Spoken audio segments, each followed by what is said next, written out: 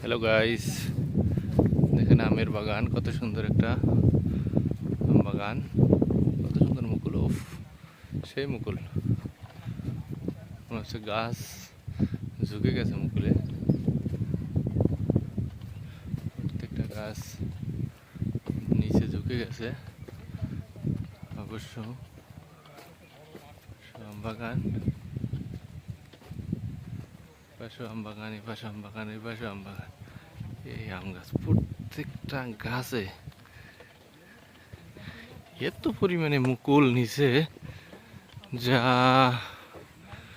আমাদের এলাকায় 50টা গাছের মুকুল একটা গাছে আছে। এখানে এত পরিমাণে মুকুল, এদের আমও হবে এই পরিমাণে, সেম পরিমাণে, এর থেকেও বেশি আম হবে,